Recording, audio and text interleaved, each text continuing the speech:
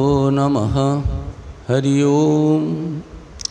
सहना भवतु सहनौ भुनक्तु सह वीर्यं करवावहै तेजस्विनावधीतमस्तु मा विद्विषावहै।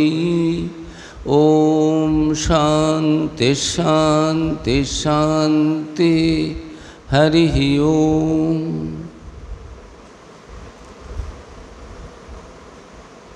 ঈশ্বর আমাদের উভয়কে গুরু এবং শিষ্যকে সমভাবে রক্ষা করুন। বিদ্যার সুফল প্রকাশিত করিয়া আমাদের উভয়কে পালন করুন, আমরা যেন সমান সামর্থ্যবান হই। অধীত বিদ্যা যেন আমাদের উভয়ের জীবনেই সমভাবে তুল্যভাবে তেজোদ্দীপ্ত হয়। আমরা পরস্পরকে যেন বিদ্বেষ না করি। আমাদের আধ্যাত্মিক, আদি ভৌতিক ও আদি দৈবিক শান্তি হোক। ওম আসতো মা সদ্গময় তমসো মা জ্যোতির্গময় মৃত্যুর মা অমৃতঙ্গময়। ওম শান্তি শান্তি শান্তি। হে প্রভু, আমাদের অসত্য থেকে সত্য স্বরূপের দিকে, অজ্ঞান অন্ধকার থেকে জ্ঞানালোকের দিকে এবং মৃত্যু থেকে অমৃতত্বের দিকে, অমরত্বের দিকে নিয়ে যাও। ওম শান্তি শান্তি শান্তি। সমবেত ভক্তমণ্ডলী, সবাইকে শ্রদ্ধা নমস্কার। এই কদিন আগেই 10 তারিখ আমাদের গুরু পূর্ণিমা। সমস্ত বিশ্বে যেখানেই ঈশ্বরপ্রেমী মানুষ আছেন তারা এই দিনটি উদযাপন করেছেন, যার যেমন ভাবে সম্ভব। বাড়িতে বসে হোক, কোনো তীর্থস্থানে গিয়ে হোক, গুরুর কাছে গিয়ে হোক, কোনো মঠ মন্দিরে গিয়ে হোক, আর সারাদিন জপ তপ সাধন ভজন যাই করুন, এই যে গুরু তত্ত্ব এবং গুরু পূর্ণিমা, এই বিশেষ পূর্ণিমাটি একটুখানি স্বামী ইষ্টেশানন্দজি বলেছেন যে ব্যাসদেবের এই জন্মতিথিতে আমরা এটা করি। ব্যাসদেবের জন্মতিথিতে কেন আমরা গুরু পূর্ণিমা পালন করব? কে ব্যাসদেব? ব্যাসদেবকে আমরা আদি গুরু বলে মনে করি। এই যে ব্যাস পূর্ণিমা, গুরু পূর্ণিমা, কেন আমার গুরুর জন্মদিনে আমি গুরু পূর্ণিমা পালন করব? বা আমার গুরু পরম্পরার মধ্যে যিনি আমার গুরুর গুরু, প্রথম আদি গুরু, তাকে ধরব ব্যাসদেব কেন? ব্যাসদেবের একটি অপূর্ব জীবন। ব্যাসদেব সুখদেবের পিতা ছিলেন, পরাশরের পুত্র ছিলেন, সত্যবতীর পুত্র ছিলেন এবং ভগবান বিষ্ণুর অবতার ছিলেন। তার জন্মই হয়েছিল এই জগতে এই জ্ঞান আলো, জ্ঞানের আলো পৌঁছে দেওয়া। মানুষ তো সব, ঠাকুর বলেছেন মাকে, কলকাতার লোকগুলো পোকার মতো কিলবিল করছে, দুঃখে কষ্টে জ্বলছে। নোংরার মধ্যে পোকা কোথায় থাকে? নোংরায় থাকে। সেখানে থেকে বড় কষ্ট পাচ্ছে। তাদের তুমি দেখো। মা বলছেন আমি মেয়ে মানুষ, আমি কি করতে পারি? মার মধ্যে সেই গুরু শক্তি ঠাকুর সেটা যেন প্রবেশ করিয়ে দিচ্ছেন। মায়ের ভেতরে যে গুরু ভাব রয়েছে সেটাকে জাগরিত করছেন। মায়ের গুরুও কিন্তু শ্রীরামকৃষ্ণ। যদিও মা ঠাকুর কি আলাহিদা, বলেছেন আমরা কি আলাহিদা? ওই মা কালী আর শ্রীরামকৃষ্ণ কি আলাদা? নন। কিন্তু তবুও সেই লোকাচারের জন্য, পরম্পরা রক্ষার জন্য গুরু এবং শিষ্য, যে গুরুর শক্তি শিষ্যের মধ্যে আসে, শিষ্যের শক্তি আবার তার পরবর্তীকালে তার শিষ্যদের মধ্যে। আজকের যে শিষ্য, কালকে সে গুরু। Today's imagination is tomorrow's realization, Turiyanandaji বলতেন। আজকে যেটা আমাদের কাছে কল্পনা, অনুভব করতে পারিনি, মনে হচ্ছে এটা কল্পনা। সাধন ভজন করলে, গুরু নির্দেশিত পথে চললে দেখা যাবে আজকে যেটা ধোঁয়াশে মনে হচ্ছে, এই গুরু তত্ত্ব। গুরু একজন মানুষ নন, গুরু একটি তত্ত্ব, একটা প্রিন্সিপাল, একটি ভাব, মহাভাব। কালী তত্ত্ব, কালী একটি মূর্তি নয়। দাঁত বের করে রয়েছে, শিবের উপরে দাঁড়িয়ে রয়েছে, বসনহীনা, অসি হাতে কেমন যেন একটা লোকে সাধারণভাবে ভাববে এটা একটা কি দেবতা হয়, কিন্তু কালী করাল বদনী যেমন রয়েছে, আবার সেই কালী ভক্তই বলছেন যে শ্যামা মা কি আমার কালো রে, কালো রূপে দিগম্বরী হৃদি পদ্ম করে আলোরে। এই যে তত্ত্বটি, গুরু তত্ত্বটি যদি আমরা বুঝি, যদি মনে করি আমার গুরু এই গুরু, এই তাহলেই গোলমাল হয়ে যাবে। মন্নাথ শ্রী জগন্নাথ মদ্গুরু শ্রী জগৎগুরু। আমার যিনি নাথ, আমার যিনি স্বামী তিনি জগতের স্বামী, আমার যিনি গুরু তিনি জগতের গুরু। গুরু আলাদা কিছু নন, গুরু একটি তত্ত্ব, ব্রহ্মতত্ত্ব। ব্রহ্ম কি? তাকে রূপে প্রকাশ করা যায়, আবার তিনি রূপও নন, তিনি অরূপও নন। তিনি যে কি তা বলা যাবে না। যারা অরূপের করেন, সাধন ভজন করেন, বিশ্বাস করেন, কিন্তু তাকে কি, তিনি কি শুধু অরূপী তাই কি বলা যায়? শ্রীরামকৃষ্ণ তাই বলেছেন যে রূপ অরূপের পার, সে যে কি মুখে বলা যায় না। বিদ্যাসাগর বললেন, আজ একটা নতুন কথা শুনলাম, ব্রহ্ম কি তা মুখে বলা যায় না। তিনি আছেন তাও বলা যায় না, তিনি নেই তাও বলা যাবে না। অপূর্ব সমস্ত কথা শ্রীরামকৃষ্ণের যুগে সেই ভগবান সচ্চিদানন্দই গুরু, এরা দুটি ভাই সুন্দর করে একটু একটু করে সামান্য সময়ের মধ্যে কিছুটা আলোকপাত করার চেষ্টা করেছেন। আমি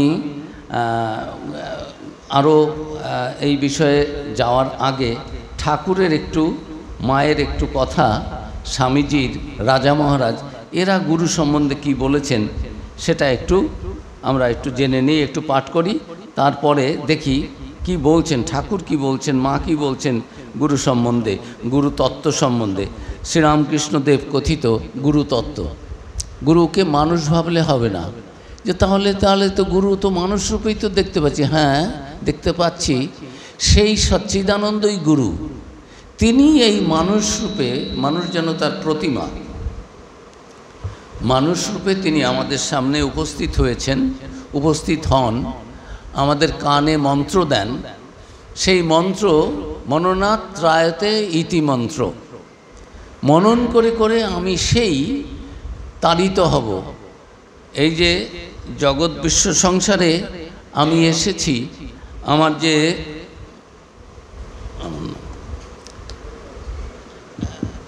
আমার যে একটা দেহধারী আমি মানুষ, আমার যে ভোগ আছে, আমার কষ্ট আছে, দুঃখ আছে, এর মধ্য দিয়ে আমি যাচ্ছি। এই আমাদের উপনিষদে রয়েছে, মুণ্ডক উপনিষদে, যে কস্মিন্ন ভগব বিজ্ঞাতে সর্বইদম বিজ্ঞাতম ভবতি ইতি। কি জানলে সেই তাকেই জানা যায়, এরকম কিছু কি আছে? কি এমন আছে, কোন তত্ত্ব তা আছে যে হ্যাঁ আত্মানং বিদ্ধি, তুমি নিজেকে জানো। আমরা আমাদের নিজেদেরকে মনে করি আমি একটা শরীর, আমি অমুকের ছেলে, অমুকের মেয়ে, আমার এতগুলো ডিগ্রি আছে, আমি অফিসার, আমি প্রফেসর, অথবা খুব পুয়ার লো কোয়ালিটিতে যদি থাকে মন, আমি গরিবের ছেলে, আমি অশিক্ষিত, আমি দুর্বল, আমি গরিব, এরকম সমস্ত। এ দুটোই বন্ধন। ঠিক ঠিক তোমাকে জানো, নো দাই সেলফ, আত্মানং বিদ্ধি। এই জগতের যে প্রহেলিকা, এই যে দুঃখ মায়া, এই জগৎ ভবার্ণব, ভব অর্ণব, একটা সাগরের মতো ভব সমুদ্র, এর মধ্যে যেন আমরা ডুবছি, একটু ভাসছি, কখনো একটু সুখ পাই, কিন্তু বেশিরভাগ সময়ই দেখি কোনো না কোনো যন্ত্রণা, কষ্ট এর মধ্য দিয়েই রয়েছে। 24 ঘন্টার মধ্যে কটা মিনিট, কটি সেকেন্ড ঠিক ঠিক বলতে পারি আমি আনন্দিত ছিলাম, ওই ভগবানের নাম নিলে বরং একটু আনন্দ, সব কিছু ভুলে। এই যে একটু আগে ইনি বলছিলেন যে গুরুকে কি করে, গুরুর কৃপা কী করে হবে? গুরুকে ভালোবাসলে। সেরকম ভগবত কৃপা কী করে হবে? ভগবানকে ভালোবাসলে। শ্রীরামকৃষ্ণের যত কথা তার মধ্যে রয়েছে যে কথাটি এই, তাকে ভালোবাসা, কথাটি এই মূল কথা। সাধন ভজন ভক্তিযোগ জ্ঞানযোগ লেকচার ও সমস্ত তোমার কে শুনবে? কেশব সেনকে বলছে 2 দিন লোকে শুনবে, তারপরে সব পো। কিন্তু নরেনকে বলছেন নরেন শিক্ষে দেবে। কেশবকে বলছেন এই অর্ডার পেয়েছো, চার্টার পেয়েছো, আদেশ পেয়েছো? আদেশ যদি না পাও তাহলে তোমার কথা ওই দুদিন শুনবে, ভালো স্পিকার, বেশ সুন্দর কিছু সম্মোহিত করে রাখতে পারো। পণ্ডিত খুব ভালো ভাগবত পাঠ করতে পারে, ভাগবতের পণ্ডিতের গল্প হলো, কিন্তু সে ভাগবতের পণ্ডিত নিজে কি অনুভব করেছেন তিনি ভাগবত থেকে যা পাঠ করে শোনাচ্ছেন? সে রাজা বলেছে ভাগবত শোনাতে হবে, আর প্রতিদিন ভাগবত শোনার পরে পণ্ডিত বলেন, রাজা বুঝেছো? রাজা বলেন, তুমি আগে বোঝো। বলে, আমি এত বড় পণ্ডিত, প্রতিদিন ব্যাখ্যা করার জন্য আমাকে এত টাকা খরচা করছে, সবচেয়ে বেশি টাকা দেয়। রাজার ভাগবতে কি আছে জানার ইচ্ছে হয়েছে, ভাগবত তো আমি জানি না, আমি তো পণ্ডিত নই।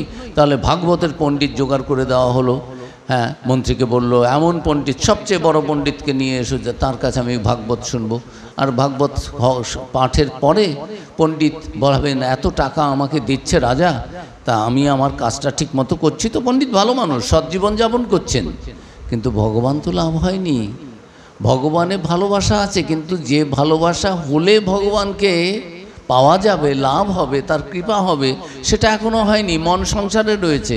টাকা নিয়ে তিনি ভাগবতটা ব্যাখ্যা করছেন, ভাগবতের এই কোন শব্দের কি অর্থ সেগুলো ব্যাখ্যা করছেন, অর্থ বলে দিচ্ছেন, কিন্তু ভাগবতের অর্থ তো তার জীবনে তিনি অনুভব করেননি। শ্রীরামকৃষ্ণ তো সো কল্ড ইলিটারেট। ঠাকুর অবশ্য মজা করে বলতেন, নরেন আমাকে যতটা এইভাবে অশিক্ষিতভাবে, আমি কিন্তু অতটা নই, যতটা নরেন আমাকে যতটা অশিক্ষিতই তো বলেছেন, না কি বলেছেন, নরেন আমাকে যতটা মুখ্যভাবে, আমি ততটা মুখ্য নই। থ্যাংক ইউ, মানে আমিও এক দুটো ইংরেজি শব্দ জানি। তখনকার দিনের ইংরেজি একটা শব্দ দুটো শব্দ যদি বলতে পারেন তাহলে আপনি একটা বিরাট কিছু ব্যক্তি। কীরকম স্লেভ হয়ে গিয়েছিলাম আমরা, যে এখনও আছে। এখনও আমার ছেলে না বাংলাটা বলতেই পারে না। মায়েরা কিছু কিছু মা আছেন এমন করে বলেন যেন কত খুব যেন গর্বের জিনিস, আমাদের মাতৃভাষা, আমরি বাংলা ভাষা। হ্যাঁ ঈশ্বর, সেই ভাষাটা তুমি নিজে এখনও একটা ভালো করে কারেক্ট ইংরেজি সেন্টেন্স বলতে পারো না। তোমার ছেলেকে একটা এই কিচিরমিচির করার জন্য ইংলিশ মিডিয়াম স্কুলে দিয়েছো, he can speak something, he can আটার সাম ওয়ার্ডস, চ্যাটার বক্স কিছু মুখস্থ করেছে, আর তুমি ভাবছো অন্যের ছেলের থেকে আমার ছেলে কত এগিয়ে। বাড়িতে এলেই বলতে হবে, এই ওইটা একটু বলে শোনাও। হ্যাঁ, ওই কোনো একটা কবিতা মুখস্থ করেছে, বাবা দেওয়া অলসো হাই, টুইঙ্কল টুইঙ্কল, সেই এগুলো একটু বলতে পেরেছে। আমার ছেলে না জানি কি হয়ে গেছে। তা যাক, ঠাকুর মজা করে বলতেন, মানে আমিও দুটো একটা ইংরেজি জানি, নরেন বেশি জানে আলাদা কথা, নরেন আমাকে যত মুখ্যভাবে, আমি কিন্তু তত মুখ্য নই বলে হাসছেন। সে অপূর্ব গুরু আর অপূর্ব তার শিষ্য। সবাইকে বলছেন আদেশ পেয়েছো, নিজে কিসে জ্ঞান ভক্তি হয়। মাস্টারমশাইকে কথামৃত যারা পড়েন, নিত্য বা পড়েছেন দেখবেন, দ্বিতীয় দর্শনের দিনই যখন মাস্টারমশাই বলছেন আমার স্ত্রী একটু অজ্ঞান, এবং এই মূর্তি যে পুজো করে, মূর্তির মধ্যে তো ওটা তো মূর্তি, পাথরের মূর্তি তো কিছু ভগবান নয়, এগুলো বলতে হবে, লোককে শেখাতে হবে। ঠাকুর বলছেন, ওই তোমার কলকাতার লোকের এক লেকচার, খালি অন্যকে জ্ঞান দেওয়া। কিসে তোমার নিজের একটু জ্ঞান ভক্তি হয় তাই দেখো না বাবা। হ্যাঁ, নিজে শোয়ার জায়গা নাই, আবার ইয়েকে ডাকে, হ্যাঁ শঙ্করীকে ডাকে। তো তুমি মাস্টারমশাই নিজে আবার তখন বলছি, সত্যিই তো এই তত্ত্ব তো জানি না, কিসে জ্ঞান কি ভক্তি কি। আমি অনেক বই পড়েছি, ইউনিভার্সিটির ব্লু, দুটো স্কুলে হেডমাস্টার, দুটো কলেজে ভিজিটিং লেকচারার। আমি অঙ্ক বুঝি, ইংরেজি বুঝি, পাশ্চাত্য লিটারেচার ফিলোসফি বুঝি, ইংলিশ লিটারেচার বুঝি, এগুলো শেখাতে পারি। ইতিহাস ভূগোল, সত্যিতে এ তো ইতিহাস ভূগোল নয়। উনি যা বলছেন এর কথার মধ্যে তো সত্যতা রয়েছে, যুক্তি রয়েছে, ফেলেও তো দিতে পারছি না। তা আমাদের নিজেকে না জেনে বাকি সব জানছি, তাতেই আমাদের দুঃখটা যাচ্ছে না। এই গুরু এসে আমাদের নিজেকে চিনিয়ে দেন, আত্মস্বরূপে নিয়ে যান। তাই শ্রীরামকৃষ্ণের মা শারদার স্বামীজির কয়েকটা কথা একটু গুরু সম্বন্ধে কি, তারপর আবার আমরা একটু আলোচনা করব শঙ্করাচার্য কি বলেছেন, ভগবান শ্রীকৃষ্ণ কি বলেছেন। শ্রীরামকৃষ্ণ ঈশ্বরই একমাত্র গুরু, পিতা ও কর্তা। মানুষের কি সাধ্য অপরকে সংসার বন্ধন থেকে মুক্ত করে? যার এই ভুবন বহিনী মায়া, তিনিই সেই মায়া থেকে মুক্ত করতে পারেন। সচ্চিদানন্দ গুরু বই আর গতি নাই। যারা ঈশ্বর লাভ করে নাই, তার আদেশ পায় নাই, যারা ঈশ্বরের শক্তিতে শক্তিমান হয় নাই, তাদের কি সাধ্য জীবের ভববন্ধন মোচন করে? রবীন্দ্রনাথের বাবা তিনি এক গুরু, কেশবচন্দ্র সেন তিনি এক গুরু, বিজয়কৃষ্ণ গোস্বামীও পরে একটা সেক্ট করে নিয়ে তিনিও এক গুরু। সবাই গুরু, সবাই অপরকে জ্ঞান দেওয়ার জন্য। তা ঠাকুর ঘুরে ঘুরে দেখছেন যে কার কতখানি হয়েছে। আবার মাস্টারমশাইকে জিজ্ঞেস করছেন, আচ্ছা আমার কতটুকু হয়েছে? মাস্টারমশাই বলছেন, তা জানি না, তবে এই রকম জ্ঞান, ভক্তি, বিবেক, বৈরাগ্য, এই ব্যাকুলতা, ঈশ্বর প্রেম, ভালোবাসা, ঈশ্বরের জন্য সব কিছু ছেড়ে দেওয়া, এরকম আর কোথাও দেখিনি, কখনো শুনিনি। তা শ্রীরামকৃষ্ণ সম্বন্ধে স্বামীজিও বলেছেন যে শ্রীকৃষ্ণ কি করেছেন, যার সঙ্গে থাকিনি, যার সঙ্গে ঘর করিনি সে বড় ঘরণী, তার কথা। যার সঙ্গে 24 ঘন্টা বছরের পর বছর দিনে রাতে থাকলাম, চৈতন্যদেব, রাম, কৃষ্ণ, চৈতন্য, বুদ্ধ, সবই এক একটা একঘেয়ে। শ্রীরামকৃষ্ণের মধ্যে যেন সেই বাঁশির 7টা ফোঁকর দিয়ে যেন তিনি 7 সুর গাইছেন। কোনো এক্সক্লুশন এই শব্দটি নেই। শুধু এইটি করো তা নেই। যে যেখানেই থাকো, যে ধর্মে থাকো, যা নামে, রূপে অরূপে, যে কোনোভাবে তাকে ডাকো, কিন্তু মন দিয়ে ডাকো, ব্যাকুল হয়ে ডাকো, তিনি দেখা দেবেনই দেবেন। কোনো ধর্মকে পোকাটির পর্যন্ত তিনি নিন্দে করেননি, মা বলেছেন। আমাদের ঠাকুর এই রকম। সেই জন্যই তো আমরা এত উদার হতে পেরেছি। শ্রীরামকৃষ্ণ, মা, স্বামীজি এরা যদি না আসতেন, তাহলে কি জগতের শুধু আমরা নই, ওই স্বামীজির ভাষণ, বেদান্তের বাণী যারা শুনেছে, তারা থেকে এত উদার হতে পারত? সব দেশেই তো ধর্মটা একেবারে একটা কেমন যেন সংকীর্ণ গণ্ডির মধ্যে। স্বামীজি বলছেন, আমেরিকায় বসে চার্চের মধ্যে বলছেন, what you are preaching today in the name of Christianity, it is not Christianity, it is churchianity. It is better to be born in a church but not to die there. তোমরা সারা জীবন মানুষগুলোকে কতগুলো এখানে টাকা দাও, এখানে পয়সা দাও, পাপ টাপ যা করেছো এখানে এসে করো, স্বীকার করো, তাহলেই হয়ে যাবে। এগুলো কিন্তু ব্যবসা চলছে, তা তো নয়। ঈশ্বর একটি তত্ত্ব, গুরু একটি তত্ত্ব, তার কোন গুরু আর ঈশ্বর আলাদা নন। কালী একটি তত্ত্ব, কৃষ্ণ একটি তত্ত্ব, কালী কৃষ্ণ আলাদা নয়। একটি গানে রয়েছে, একবার বিরাজ গো মা হৃদি কমলাসনে, তোমার ভুবন ভরা রূপটি একবার দেখে লই মা নয়নে কমলাসনে। তারপরেই বলছেন, তুমি পুরুষ কি নারী বুঝিতে নারী, স্বয়ং না বুঝালে তা কি বুঝিতে পারি।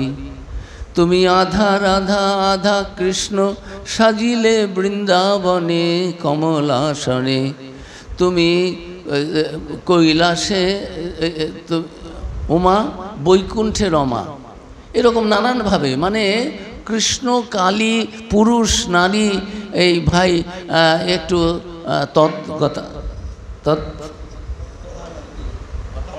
তৎপরানন্দজি একটু বলছিলেন যে গৌরী, শিব, এইরকম সে একই তত্ত্ব যেন দুটো ভাবে এসেছেন। ঠাকুর, মা, স্বামীজি একটা ত্রিশূলের মতো, কারো কথার মধ্যে কোনো কিচ্ছু পার্থক্য নেই। মূলে গিয়ে ঠেই এক, যে প্রত্যেক মানুষের মধ্যে দেবত্ব রয়েছে। দেবত্ব প্রকাশের নামই ধর্ম। আর ওটা যতক্ষণ প্রকাশ না করতে পারছো, ততক্ষণ এই ভববন্ধন ঘুচবে না। আর ভববন্ধন যতক্ষণ না ঘুচছে, মুক্ত হতে না পারছো, ততক্ষণ পর্যন্ত এই দুঃখ কষ্টেই জ্বলে পড়ে মরতে হবে, আবার আসতে হবে সেই শিনে পুণ্যে মর্তলোকং বিশন্তি, গীতাতে ভগবান বলছেন। তা শ্রীরামকৃষ্ণ বলছেন যে সাধারণ মানুষের কি সাধ্য যে জীবের মায়া বন্ধন করে নিজের মুক্তি হলো কি হলো না? ভগবানই একমাত্র গুরুর পরেই আসবেন। সচ্চিদানন্দই গুরু। যদি মানুষ গুরু রূপে চৈতন্য করে তো জানবে যে সচ্চিদানন্দই ওই রূপ ধারণ করে এসেছেন। গুরু যেন সেথ হাত ধরে নিয়ে যান। ভগবান দর্শন হলে আর গুরু শিষ্য বোধ থাকে না। এই যে আমাদের গুরুদের সম্বন্ধে বললেন, ইনি একজন মহারাজ, যে রামকৃষ্ণ মিশনে কোনো গুরুই গুরু মনে করেন না নিজেকে। মা পর্যন্ত শ্রী শ্রী মা নিজের শিষ্যকে দীক্ষা দেওয়ার পরে বলছেন যে হ্যাঁ ওই ঠাকুরকে গুরুর ধ্যান করবে। মা তোমার ধ্যান করবে? যে না আমার ধ্যান করবে, ঠাকুরের ধ্যান না, গুরুর ধ্যান তো তোমাকেই করবে। যে না গুরুর ধ্যান ঠাকুরকেই করবে। বলছে ঠাকুর তো ইষ্ট, গুরু তো তুমি। বলছে না ঠাকুরই গুরু, ঠাকুরই ইষ্ট। তাহলে তুমি কি? আমি তোমার মা।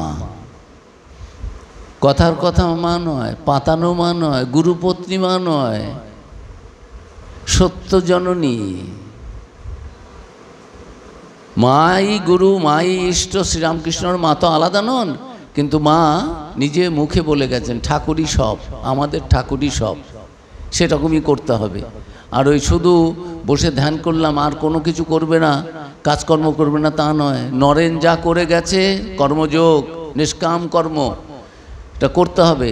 এটা যারা নরেনের কথা যারা মানতে পারবে না তাদের জন্য মায়ের মতো লোক বলেছেন, মাও বলতে পারেন দরজা খোলা আছে, তাদের জন্য এই সঙ্গ নয়। মানে ওই যে বসে থাকলাম, ওই গুয়ের অর্থ ইনি বলছিলেন এটা হচ্ছে তমসা আবৃত, অলসতা, অন্ধকার, তা নয়। এখানে আলোর ঝর্ণা যেন ঠাকুর মা স্বামীজির জীবন বাণী শিক্ষার মধ্য দিয়ে সমস্ত বিশ্বে সেটা প্রসার হচ্ছে। আমার একটু বাইরের জগতের অভিজ্ঞতা আছে, ভারতের বাইরের। তো দেখেছি যে অন্য সব জায়গা নিয়ে, সব কথা নিয়ে, সকলের শিক্ষা নিয়ে, সব গুরু নিয়েই কোশ্চেন হতে পারে, কিন্তু শ্রীরামকৃষ্ণের এই যে universal catholic ideas of Sri Ramakrishna, সেটা নিয়ে কারো কোনো বলার কিছু নেই, কমপ্লেন কিছু নেই। তার কারণ তিনি তো কাউকে ছোট করেননি। তুমি ওই পথে যাচ্ছ, ওটাও একটা পথ, ভালো হতে পারে, দুর্গন্ধযুক্ত হতে পারে, দ্যাটস এ ডিফারেন্ট থিং। যে পথ দিয়ে প্রাসাদের মধ্যে ওই সুইপার ঢুকেছে, সেটাও তো একটা পথ, যদিও পথটা নোংরা, গন্ধ। ওই পথ দিয়ে আমরা যারা ভালো, তোমরা সাধু সন্ত, তোমরা ওই পথে যাবে কেন?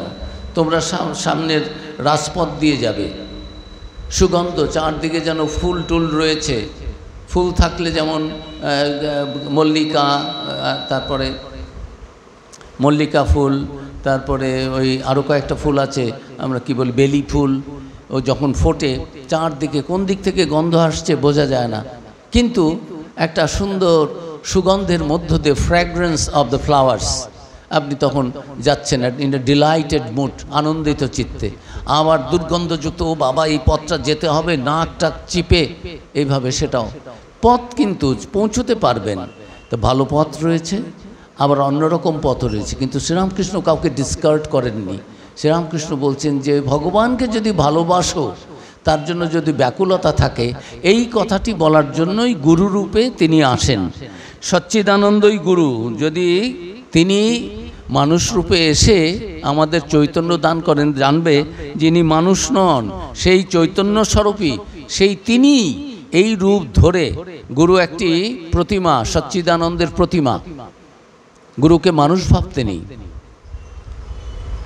এই গুরু তত্ত্ব, সচ্চিদানন্দই গুরু রূপে আসেন। মানুষ গুরুর কাছে যদি কেউ দীক্ষা লয়, তাকে মানুষ ভাবলে কিছু হবে না, তাকে সাক্ষাৎ ঈশ্বর ভাবতে হয়, তবে তো মন্ত্রে বিশ্বাস হবে। বিশ্বাস হলেই সব হয়ে গেল। একলব্য মাটির দ্রোণ তৈরি করে বনেতে বাণ শিক্ষা করেছিলেন। মাটির দ্রোণকে পুজো করত সাক্ষাৎ দ্রোণাচার্য জ্ঞানে, তাতেই সে বাণ শিক্ষায় সিদ্ধ হলো। অর্জুনের থেকেও তিনি এগিয়ে গিয়েছিলেন, কিন্তু তার কোনো সকল গুরু ছিল না। একটা মূর্তি বেঁধে মনের মধ্যে এমনভাবে গুরু ভক্তি যে না, এই জ্বলন্ত জীবন্ত দ্রোণাচার্য আমাকে সামনে বসে আমাকে যেন ইনস্ট্রাকশন দিচ্ছেন। কাজেই গুরু একটা মানুষ নয়, গুরু একটি তত্ত্ব। সেই তত্ত্বটি যদি আমরা বুঝতে পারি, তাহলে বুঝবো যে এই গুরু আর শিষ্যের মধ্যেও সেই জিনিস রয়েছেন। আমাদের মধ্যে সেই দেবত্ব রয়েছে, সেটা একটু আবরিত রয়েছে, আয়নাটা রয়েছে, ছবিটা দেখা যাচ্ছে না। একটু ঘষে মেজে নোংরাগুলো দূর করতে হবে। আমাদের ওপরে যে মায়ার আবরণ রয়েছে, নানান রকমের মায়াতে আমরা বদ্ধ হয়ে আছি, সেগুলো একটার পর একটা আবরণগুলো সরিয়ে দিলে আমাদের ভেতরে যে দেবত্ব সেটা প্রকাশিত হবে, উন্মোচিত হবে। সেটাই হচ্ছে সাধন ভজন। What is religion? Religion is the manifestation of the divinity already in man. Already আমাদের মধ্যে সেই দেবত্ব রয়েছে। গুরু এসে বলে দেন, কেন নিজেকে বদ্ধ ভাবছো, কেন নিজেকে দেহ ভাবছো। শৃণ্বন্ত বিশ্বে অমৃতস্য পুত্র আয়ে ধামানি দিব্যানি তস্ত, এইমাত্র ইনি বোধহয় বলেছেন সেই শ্বেতাশ্বতর উপনিষদ থেকে, যে হে শোনো জগৎবাসী, এরা কারা? অমৃতস্য পুত্রা, তোমরা সকলেই অমৃতের সন্তান। এটা হিন্দুস্য সন্তান, ব্রাহ্মণস্য সন্তান, মুসলমানস্য সন্তান, খ্রিস্টানস্য সন্তান নয়। এটা জগতে যারাই মনুষ্যরূপী মনুষ্য দেহধারী রয়েছ, তোমরা সকলেই অমৃতের সন্তান, তোমরা পশু নও, তোমাদের ভেতরে দেবত্ব রয়েছে। এই দেখো ঋষি বলছেন, আমি যেমন সেই অন্ধকারের পারে সেই জ্যোতির্ময় পুরুষকে দর্শন করেছি এবং আমার কোনো দুঃখ নেই, দ্বিধা নেই, দ্বন্দ্ব নেই, তোমাদের জীবনে ওই রকম আনন্দ হবে, তোমাদেরও ওই সব দ্বিধা দ্বন্দ্ব চলে যাবে, দুঃখ ব্যথা যন্ত্রণা শোক এর বাইরে চলে যাবে যখন তোমরা এর পারে তাকে জানতে পারবে।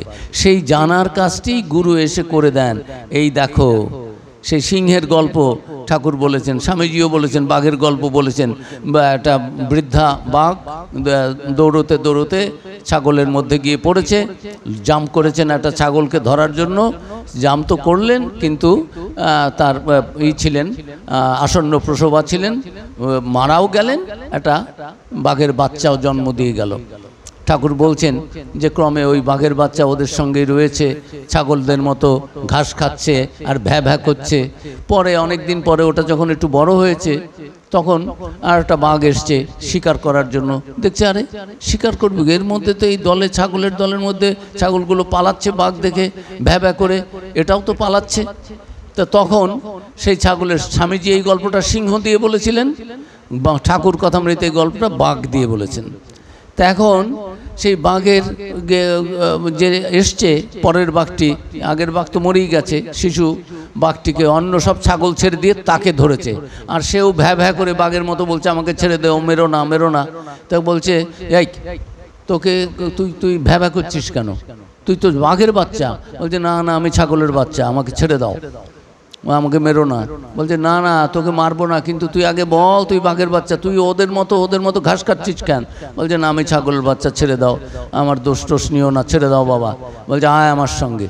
নিয়ে জলের কাছে নিয়ে দেখালেন, তোর মুখ দেখ কেমন আর আমার মুখ, হয় দেখ হাড়ির মতো মুখ, দেখতে পাচ্ছিস? বলছে হ্যাঁ। তা দুটো মুখ এক? বলছে হ্যাঁ সেরকমই তো মনে হচ্ছে। যে তাহলে তুই আর আমি আলাদা কি হলো, আমিও যা তুইও তাই? বলছে না।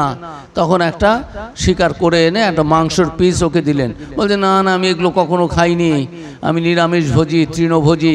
বলছে ও সমস্ত চলবে না, খা। জোর করে মুখের মধ্যে দিয়ে দিলেন। উত্তম গুরু শিষ্যের বুকের ওপরে চড়ে, এটার নাম কি, হাঁটু গেড়ে দিয়ে, ঠাকুরের কথামৃতের কথা বলছি, তারপরে ওষুধ ভালো তার দিয়ে দেয়। উত্তম গুরু ওই রকম যে যা দরকার শিষ্যের ভালোর জন্য, তার আত্মজ্ঞান লাভের জন্য, সেটা গুরু করবেন।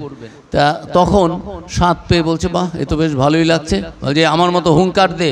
বাঘের সেই গর্জন শুনলে সমস্ত অন্য পশুগুলো কেঁপে ওঠে মন। তা সে তখন সেই বাঘটি হুঙ্কার দিচ্ছে, আর ও তো ভয় পেয়ে যাচ্ছে। বল তুইও এরকম হুঙ্কার দে, তোর সে তো প্রথমে ভ্যা ভ্যা করছে, আমার মতো কর।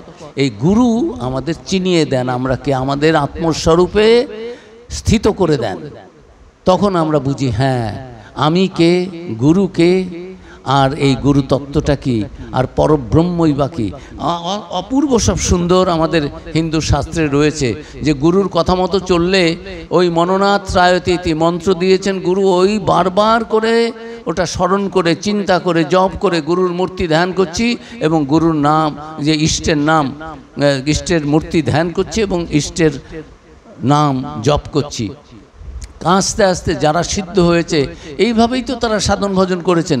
অর্জুনকে যখন ভগবান বললেন, শ্রীকৃষ্ণ অর্জুন তোমাকে যোগী হতে হবে, তখন বললেন বাবা এটা খুব কঠিন, আমি পারবো না। বলছে না পারবে, এটা খুব কঠিন, এটা ঠিকই বলেছো, কিন্তু পারবো না এটা বলো না, অসম্ভব এই কথাটা বলো না, এটা কঠিন। অভ্যাসন তু কন্তেও বৈরাগ্যেন চ গৃহীয়তে। ঠাকুর বলছেন গুরু সবাই হতে চায়, চালা গুরু মিলে লাখে লাখ, চালানা মিলে এক। আবার বলছেন যে গুরু বাক্যে বিশ্বাস, তার বাক্য ধরে ধরে গেলে ভগবানকে লাভ করা যায়। যেমন সুতোর খি ধরে ধরে গেলে বস্তু লাভ হয়, গুরু বাক্যে বিশ্বাস করা উচিত। এরকম নিজে সব পরপর বলছেন, গুরু যে নামটি দেবেন বিশ্বাস করে সেই নামটি লয়ে সাধন ভজন করতে হয়। যে ঝিনুকের ভিতর মুক্ত হবে এমনি আছে সেই ঝিনুক সাতী নক্ষত্রের বৃষ্টির জলের জন্য প্রস্তুত হয়ে থাকে, হাঁ করে থাকে। সেই জল পড়লে ঝিনুকটা বন্ধ হয়ে অতল জলে ডুবে যায়, সেখানে গিয়ে যতদিন না মুক্ত হয় ততদিন আর ভেসে ওঠে না। সেই রকম আমাদের জীবনেও গুরু নির্দিষ্ট পথে যদি আমরা এগিয়ে যাই গুরু বাক্যে বিশ্বাস করে, এরপরেই আমি আসবো গীতার কথায়। ভগবান শ্রীকৃষ্ণ এই বিশ্বাসের কথা কীরকম বলেছেন, যে ওটা না হলে তো হবে না। ঠাকুর বলছেন ব্যাকুল প্রাণে যে তাকে ডাকে তার কিছুই দরকার নাই, কিন্তু সচরাচর সেরকম ব্যাকুলতা তো দেখা যায় না। সেই জন্যই গুরুর প্রয়োজন, গুরুর দরকার হয়। গুরু এক, কিন্তু উপগুরু অনেক হতে পারেন। যার কাছে কিছু শিক্ষা পাই তিনিই উপগুরু। ওই যে উনি বলছিলেন চিলের কাছে, গাছের কাছে, জলের কাছে সেই অবধূতের এই রকম 24টি উপগুরু ছিল। এক একজনের কাছ থেকে এক এক জিনিস শিখছি। আমরা নিজেদের জীবনকে যে সমৃদ্ধ করি সব একজনের কাছেই শিখি তা নয়, কিন্তু সব গুরুর ওপরে প্রধান গুরু হচ্ছেন যিনি আমাকে এই যে মন্ত্র দিয়ে আধ্যাত্মিক যে অনুভূতির তে আমাকে উপলব্ধি করিয়ে দেন, সেই তিনি হচ্ছেন আমার গুরু। ঠিক গুরু, প্রধান গুরু। তার মন্ত্র, তার দেওয়া মন্ত্রই আমি জপ করব, কিন্তু বাকি অনেকের কাছ থেকে আমি শিখতে পারি, তাতে কোনো দোষ নেই। আমরা রামকৃষ্ণ মিশনে কত রকম, আমরা শঙ্করাচার্যের পুজো করি, আমরা বুদ্ধদেবের পুজো করি, আমরা যিশুর পুজো করি, আমরা কালীর পুজো করি, কৃষ্ণের পুজো করি। তার জন্য কি আমরা কালীর ভক্ত না কৃষ্ণের ভক্ত? আমরা কি দ্বৈত না অদ্বৈত? হ্যাঁ, সবই অদ্বৈত শেষে। তার কারণ দ্বৈতটা ওই অদ্বৈতেরই একটি আভাস, কিন্তু দ্বৈতটা মিথ্যে এটা বলা যাবে না। তার কারণ তিনিই তো সেই পূর্ণমদ পূর্ণমিদম পূর্ণাৎ পূর্ণমুদচ্যতে পূর্ণস্য পূর্ণমাদায় পূর্ণমেবাবশিষ্যতে। পূর্ণ থেকে পূর্ণ নিলে সেই পূর্ণই থাকে, তিনিই সব, তার থেকেই সব হয়েছে। কেউ যদি কৃষ্ণ নিয়ে ভালো থাকে, আনন্দে থাকে, তাই ভালো। কেউ ভক্তি নিয়ে আছে, স্বামীজি ভক্তিযোগে বলেছেন ব্যাখ্যায় যে লোকে এগুলো নিয়ে নানান মত করে, ঝগড়া করে, বুঝতে পারে না দেখে। এই পরাভক্তি যেখানে নিয়ে যাবে সেই পরম জ্ঞানও সেখানেই নিয়ে যাবে। দেখবে যে হ্যাঁ তত্ত্বটা একই, ওখানে দুই নেই, এক বই দুই নাই।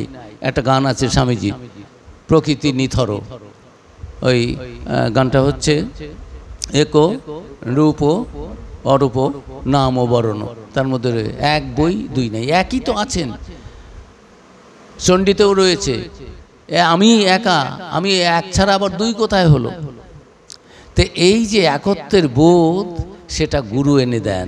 আর সেই একত্ব মানে অন্যরকম কিছু নয়, সেই ব্রহ্মভাব, দিব্যভাব, সকলের মধ্যে সেই দিব্যভাব, দিব্য চেতনা রয়েছে। কার বেশি প্রকাশিত হয়েছে? কেউ সেই সত্য দর্শন করে সত্য দ্রষ্টা ঋষি হয়েছেন, আমরা এখনও ভোগ করছি, এখনও পারছি না, আমরা চেষ্টা করছি। কেউ সিঁড়ির প্রথম সিঁড়িতে রয়েছি, কেউ মাঝখানে, কেউ একেবারে শেষে, কেউ ছাদে পৌঁছে গেছি। পৌঁছে গিয়ে দেখছি যে ছাদও যা, সিঁড়িও তাই, বিভেদ চলে গেছে। জনক রাজার কাছে সুখদেব গেছেন, এই যে ব্যাসদেবের পুত্র হচ্ছেন সুখদেব। ব্যাসদেবের কথাটা বলছিলাম, বলবো পরে একটু সময় যদি থাকে। তা সুখদেবকে যখন জনক রাজা বলছেন গুরু দক্ষিণা দাও, সুখদেব বলছেন আগে ব্রহ্মজ্ঞান দিন, তারপরে তো গুরু দক্ষিণা দেবো। দক্ষিণা তো পরে হয়, আপনি আগেই চাচ্ছেন। অন্য সব বিদ্যার ক্ষেত্রে দক্ষিণা পরে, কিন্তু ব্রহ্মজ্ঞানের ক্ষেত্রে দক্ষিণা আগে। কেন? বলছে ব্রহ্মজ্ঞান হয়ে গেলে তো তোমার আর বোধ থাকবে না দক্ষিণা কি, গুরু কি, শিষ্য কি, তুমি তো সব এক দেখবে। এক বই দুই নাই, প্রকৃতি নিথর, একেবারে সব কিছু স্তব্ধ, স্টিল হয়ে যাবে যেন। এক, সেই একের অনুভূতি আমাদের জীবনের, এটা সকলের। শঙ্করাচার্য গীতায় ভগবান বলেছেন, শঙ্করাচার্য বিবেক শ্রমণীতে বলেছেন, আমি এই গুরু শক্তি ভক্তি কেমন জানো? গুরু যা বলবেন তা তখনই দেখতে পাবে।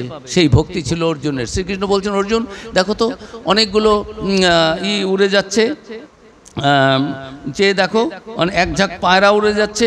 অর্জুন দেখলেন হ্যাঁ পায়রাই তো। তারপরে শ্রীকৃষ্ণ বললেন না সখা, পায়রা তো নয়, এটা অন্য কিছু বক। বলে হ্যাঁ পায়রা তো নয়, এখন তাহলে তো ওটা। যা গুরু বলবেন এত বিশ্বাস। অর্জুন মিথ্যে কথা বলছেন, অর্জুন সত্যবাদী, অর্জুন কখনো মিথ্যে বলবেন না। কিন্তু শ্রীকৃষ্ণের প্রতি এত ভক্তি যে শ্রীকৃষ্ণ তো কখনো অন্য কথা বলতে পারেন না। পায়রা বলেছে পায়রাই এটা, বক বলেছে বকই এটা। তো সেই রকম গুরুর প্রতি এই রকম ভক্তি। গুরু মিলে লাখে লাখ, চেলা না মিলে এক। উপদেশটা অনেক পাওয়া যায়, শ্রীরামকৃষ্ণের উপদেশ থেকে পড়ছি, কিন্তু উপদেশ মতো কার্যকর এরূপ লোক অতি অল্প মিলে। কাজেই এই সমস্ত ঠাকুর গুরু সম্বন্ধে এগুলো বলে গেছেন যে সদ্গুরুর কাছ থেকে উপদেশ নিতে হয়। সদ্গুরুর লক্ষণ আছে, সদ্গুরুর লক্ষণ কি আমি বলবো সেটা একটু পরেই। শঙ্করাচার্য বলেছেন গুরু কর্তার বাবা, এই কথাতে আমার গায়ে কাঁটা বেঁধে। সচ্চিদানন্দই গুরু, তিনিই শিক্ষা দেবেন।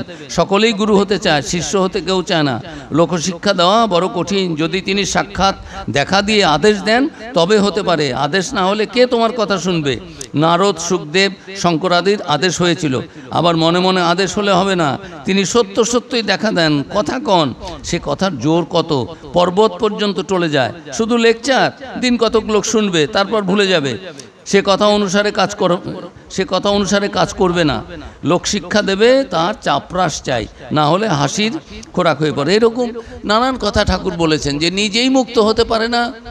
ওই যে ইগুলো কাঠগুলো সেগুলো এমনি ডুবে যাচ্ছে। আর বড় বড় এমন কাঠ আছে যে তার মধ্যে গাড়ি ঘোড়া যেতে পারে, হাতি পর্যন্ত নিয়ে যেতে পারে। তো সেই রকম ঠাকুর, এখন মায়ের কথা একটু বলি। ঠাকুরও একটু বলছেন যে এক রাজা রোজ ভাগবত শুনত, সেটাও বলে দিয়েছি। আগে হৃদয়ে তাকে প্রতিষ্ঠা করো, তারপরে বক্তৃতা লেকচারে সমস্ত হবে। মায়ের বাণী রয়েছে, মন্ত্রের মধ্য দিয়ে শক্তি যায়, গুরুর শক্তি কি শিষ্যে যায়, শিষ্যের গুরুতে আসে। শিষ্য পাপ করলে গুরুরও লাগে, ভালো শিষ্য হলে গুরুরও উপকার হয়। মন্ত্রের দ্বারা দেহ শুদ্ধি হয়। ভগবানের মন্ত্র জপ করে করে মানুষ পবিত্র হয়। এই কাঁচা শরীর দিয়েই পাকা শরীর লাভ করতে হয়। সেই জন্যই এই শরীরটাকে যত্ন করতে চাই।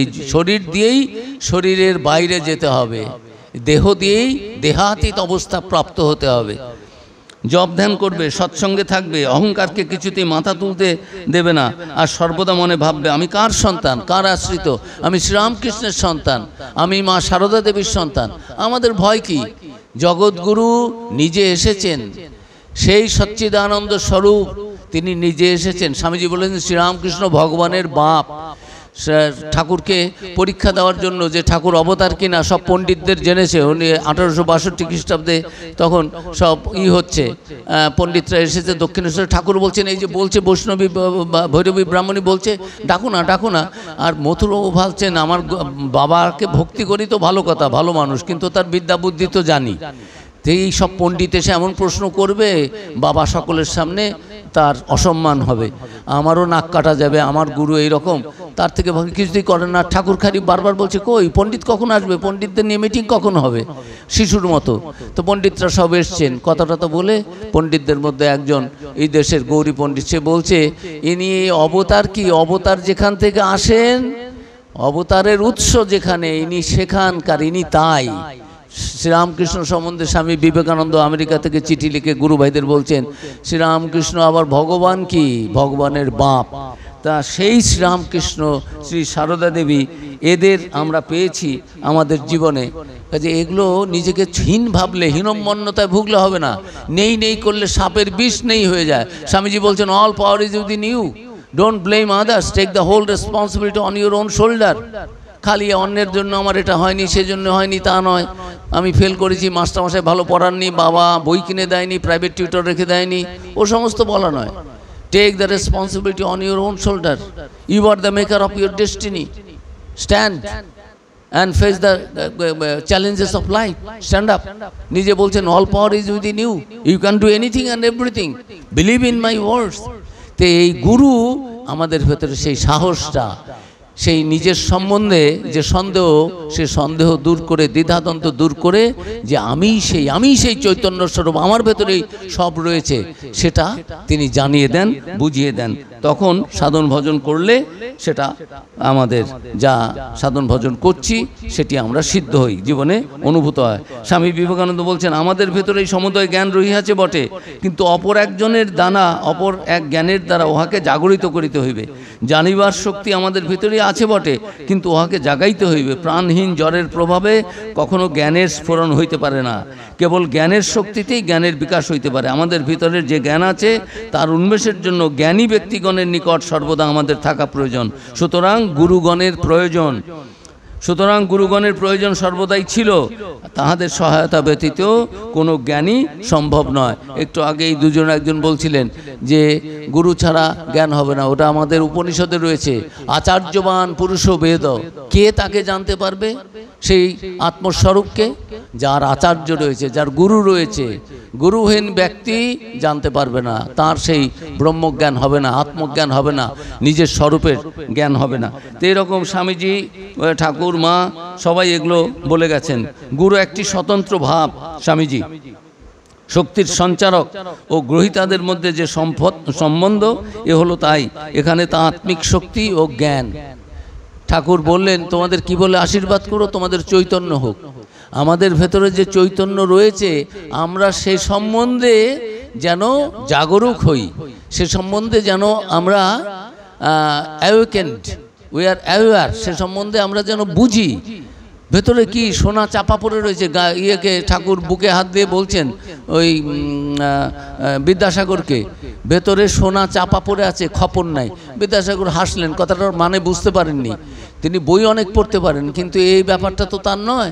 তিনি বলছেন, আমি এত বড় পণ্ডিত আর সোনা চাপা পড়ে আছে, আমি খবর নাই। ঠাকুর বললেন, হ্যাঁ গো, ভেতরে সোনা চাপা পড়ে আছে, খবর নেই। মানে তুমি সেই, এ কথাটা তুমি জানতে পারছো না। তুমি অনেক ভালো কাজ করছো, কিন্তু করছো সোশ্যাল সার্ভিস হিসেবে, সেটা নয়। রামকৃষ্ণ মিশনের যে শিবজ্ঞানী জীবসে, ওটা that is not social service, সেটা হচ্ছে সাধন ভজনের অঙ্গ, সেটা কর্মযোগ, সেটা সেবা যোগ। সেই তাকেই, যে ইষ্টকে প্রস্তর মূর্তিতে, ছবিতে প্রণাম করি, পুজো করি, তাই একেবারে দেহধারী জীবের মধ্যে, মানুষের মধ্যে তার পুজো করছি, যেন সাক্ষাৎ তার দর্শন পাচ্ছি আমার ইষ্টের। সেই শ্রীরামকৃষ্ণ বোঝাচ্ছেন, বিদ্যাসাগরকে বোঝাচ্ছেন যে ভেতরে সোনা চাপা পড়ে আছে, খবর নাই। তো এই শ্রীরামকৃষ্ণ, মা শারদা, স্বামীজি সবাই গুরু বলিতে, আমরা স্বামীজি আরেকটা বলছেন, গুরু বলিতে আমরা ভারতে আমরা কি বুঝি, এটি সর্বদা স্মরণ রাখিতে হবে। গুরু বলিতে শুধু গ্রন্থকীট বোঝায় না, তিনিই গুরু, যিনি প্রত্যক্ষ উপলব্ধি করিয়াছেন, যিনি সত্যকে পাইয়াছেন, অপর কাহারও নিকট শুনিয়া নহে। আমাদের শাস্ত্রেও রয়েছে গুরু কে হতে পারে। চেলারও যেমন গুণ থাকতে হবে, আশ্চর্য বক্তা, কুশলস্য লব্ধা, উপনিষদে রয়েছে। তার কারণে সুরস্য ধারা নিশিতা দূরত্ব দুর্গম পথস্তৎ কবয় বদন্তি, কঠোপনিষদে আছে। পথ বড় কঠিন, যদি গুরু না থাকে, কেউ যদি না থাকে, তাহলে পড়ে যাবে। এত সহজ নয় আত্মজ্ঞান। সাধারণ একটা কিছু জানতে, এই মহারাজ বলছেন আমাদের শিক্ষক দরকার, কেউ না কেউ শিখিয়ে দেয়, তখন আমরা পারি। আর এই আত্মতত্ত্ব, ব্রহ্মতত্ত্ব, যে তত্ত্ব জানলে আমি মুক্ত হয়ে যাব, জীবনের উদ্দেশ্য সফল হবে, মনুষ্য জীবনের যে চরম উদ্দেশ্য সেটা প্রাপ্তি হবে, সেটার জন্য কোনো গুরু লাগবে না। আর কেমন গুরু? শ্রোত্রিয়, ব্রহ্মনিষ্ঠ, অবৃজিন, অকামহত। শ্রোত্রিয় মানে তিনি শ্রুতিতে কি লেখা আছে সেগুলো তিনি জানবেন। বেদ উপনিষদ শুধু মুখস্থ নয়, তার যে মেসেজ সেটা তিনি জানবেন, তিনি নিজের জীবনে সেটা অনুধাবন করেছেন। তারপরে কি? শ্রোত্রিয়, ব্রহ্মনিষ্ঠ। তিনি ব্রহ্মনিষ্ঠ, ব্রহ্মবরিষ্ঠ। এই শঙ্করাচার্য ইয়ের বইতে বলেছেন, বিবেক চূড়ামণিতে খুব সুন্দর করে সেখানে তিনি দিয়েছেন। আর আমরা এই বলছি যে ব্রহ্মনিষ্ঠ মানে ব্রহ্মতেই নিষ্ঠা, আর কোনো দিকে মন নেই।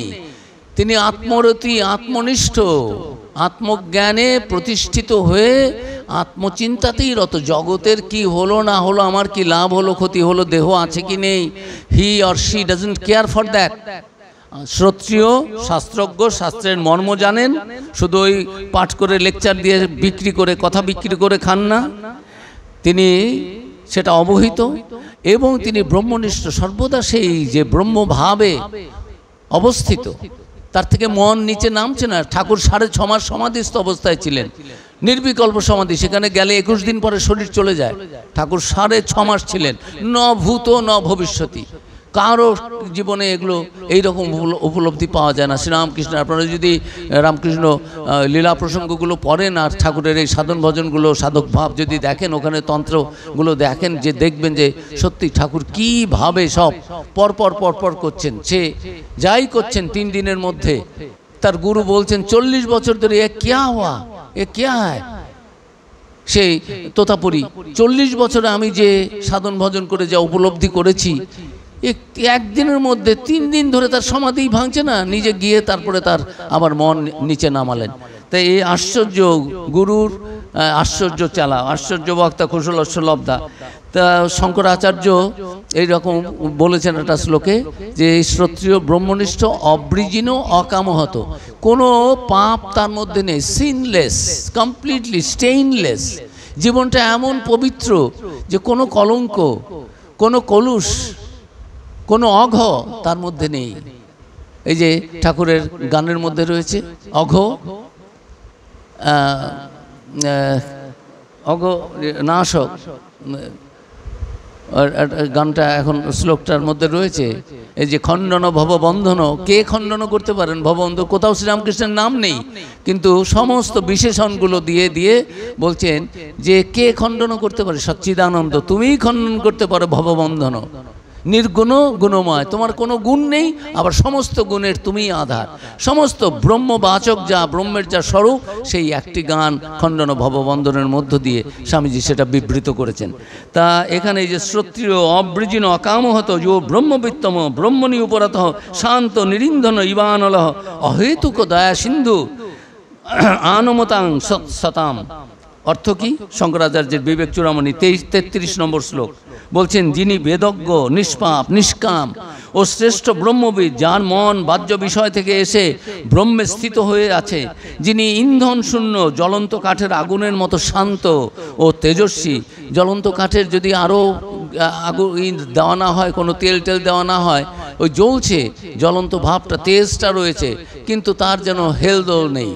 সেই রকম যে কোনো কিছুতেই তিনি আনপার্টাব, আনডিস্টার্ব। অহেতুক দয়া সিন্ধুর আনমতাং শতাম। অর্থ কি? যে যার মন বাহ্য বিষয় থেকে সরে এসে ব্রহ্মে স্থিত হয়ে আছে, ইন্ধন শূন্য জ্বলন্ত কাঠের আগুনের মতো শান্ত তেজস্বী, যিনি অহেতুক দয়া সিন্ধু, তিনি প্রণত সজ্জন ব্যক্তিদের কল্যাণকারী বন্ধু। সেই রকম গুরুর কাছে গিয়ে সমিত পানি হয়ে গুরুকে প্রশ্ন করতে হবে যে হ্যাঁ, আমি আপনার কাছে জানতে চাই। তদ্বিদ্ধি প্রণিপাতেন পরিপ্রশ্নেন সেবা উপদেক্ষন্তি তে জ্ঞানং জ্ঞানীন তত্ত্বদর্শিন। যারা জ্ঞানী তত্ত্বদর্শী তারা তখন এই রকম শিষ্যকে সেই আত্মজ্ঞান সম্বন্ধে উপদেশ করবেন। কেমন শিষ্য? যিনি ভগবানকে যাবেন গুরুচরণে দণ্ডবত প্রণাম করে আত্ম অনাত্ম বিষয়ক নানা প্রশ্ন, আমি কে, সংসার বন্ধন কি, তার মুক্তির উপায় বাকি ইত্যাদি, এই সমস্ত প্রশ্ন দ্বারা গুরুকে সেবা। হাত পা টিপে গা টিপে সেবা হয়, খাবার দাবার দিয়ে সেবা হয়, কিন্তু গুরুর সাথে শিষ্যের সম্পর্ক হচ্ছে ভালো ভালো প্রশ্ন করা, সেটাও গুরু সেবা।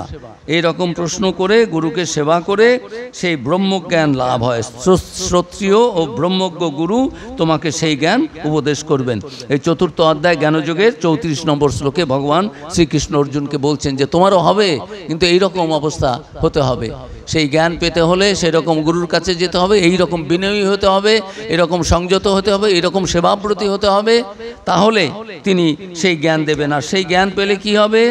শ্রদ্ধাবান লভতে নহি জ্ঞানেন সদৃশম পবিত্রমিহ বিদ্যতে। জ্ঞানের মতো পবিত্র এই জগতে আর কিছু নেই। আর শ্রদ্ধাবান লভতে জ্ঞানং তৎপর সঞ্জিতেন্দ্রিয় জ্ঞানং লব্ধবা পরাং শান্তিম অচিরেন অধিগচ্ছতি। এই জ্ঞান লাভ করলে তোমার কি হবে অর্জুন? জ্ঞানের মতো পবিত্র আর কিছু নেই। পবিত্রতম জিনিস তুমি পাবে, সেটাই আমাদের সকলের, অর্জুনকে সামনে রেখে আমাদের সকলের জন্য বলেছেন। আর যিনি ব্রহ্মে বিশ্বাসী, ব্রহ্মনিষ্ঠ, সাধনে তৎপর এবং জিতেন্দ্রীয়, তিনি ব্রহ্মজ্ঞান লাভ করবেন এবং আত্মজ্ঞান লাভ করে, ব্রহ্মজ্ঞান লাভ করে অচিরেই পরম শান্তির অধিকারী হন, অর্থাৎ তার মোক্ষ লাভ হয়, যা মনুষ্য জীবনের উদ্দেশ্য। তো এই রকম গুরুর কাছে যিনি দয়া সিন্ধু, যিনি অপরের কল্যাণের জন্য কোনো কিছু অকামহত, যার কোনো কামনা বাসনা নেই, যিনি একেবারে পবিত্র পাপশূন্য, তার কাছে গিয়ে ঠিক ঠিক আত্মবস্তু বিষয়ক প্রশ্ন করলে ঠিক ঠিক সাধক সে যদি করে তাহলে তার এই জীবনেই এই মুক্তি হবে। শান্তা মহান্ত নিবসন্তি শান্ত বসন্তবৎ লোকহিতং চরন্ত। এরা কেন জগতে থাকেন এইরকম গুরু? এরা কেমন? এরা শান্ত মহৎ সাধু ব্যক্তিরা বসন্ত ঋতুর মতো স্বভাবই এইরকম। সবাইকে বসন্ত যেমন আমাদের না বেশি তাপ, না বেশি বৃষ্টি, না বেশি ঠান্ডা, কি অপূর্ব একটা সুন্দর সুন্দর সময়, সেই ঋতুর মতো এদের স্বভাব। লোককণ্ডাল কল্যাণে রত এই জগতে তারা বাস করেন। তারা স্বয়ং ভয়ঙ্কর ভবসমুদ্র পার হয়েছেন আর অন্যদেরও পার করাচ্ছেন। আসুন আজকের এই শুভ দিনে ঠাকুরমা স্বামীজির কাছে প্রার্থনা করি। আমরা আজকে এখানে গুরু পূর্ণিমা পালন করছি। সেই ব্যাসদেব যিনি আমাদের জন্য 18টি পুরাণ লিখেছেন, ভাগবত একটি, তার মধ্যে মহাভারত একটি, মহাভারতের একটি অংশ হচ্ছে গীতা। গীতার মধ্যে সব রকমের ধর্ম, কর্ম, জ্ঞান, ধ্যান, ভক্তি সব রয়েছে। সেই ব্যাসদেব যিনি আমাদের জ্ঞান দেওয়ার জন্য আবার 18টা পুরাণ, যে বেদের যে উপনিষদের যে জ্ঞান সবাই সেটা বুঝতে পারবে না, সেটা একটা উপাখ্যানের মধ্যে দিয়ে গল্পের মতো করে করে বিভিন্ন পুরাণে সেটা বলেছেন, যাতে আমরা সেটা সাধারণ মানুষ বুঝতে পারি। এবং নিজের সমস্ত জীবন এই কাজে ব্যপ্ত করে শেষে গিয়ে ভাগবত লিখেছেন। ভাগবতের মধ্যে জ্ঞান এবং ভক্তি দুটোই, পরাভক্তি পরম জ্ঞান, এমনভাবে মিশ্রণ করে লিখেছেন নারদের অনুপ্রেরণায়, যে আজও পর্যন্ত এই সমস্ত গ্রন্থ পড়ে আবার ব্রহ্মসূত্র রচনা করেছেন, যাতে উপনিষদের ব্যাখ্যাগুলো আমরা অর্থগুলো ভালো করে বুঝতে পারি।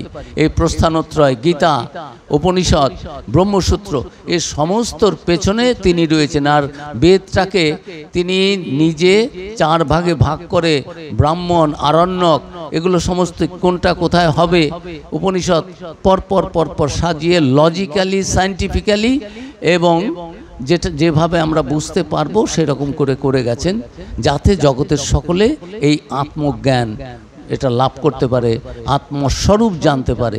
সেই ব্যাসদেবের জন্মতিথিকে আমরা এই ব্যাস পূর্ণিমাকে আমরা গুরু পূর্ণিমা বলে, আদি গুরু হিসেবে তাকে ধরে আমরা পালন করি।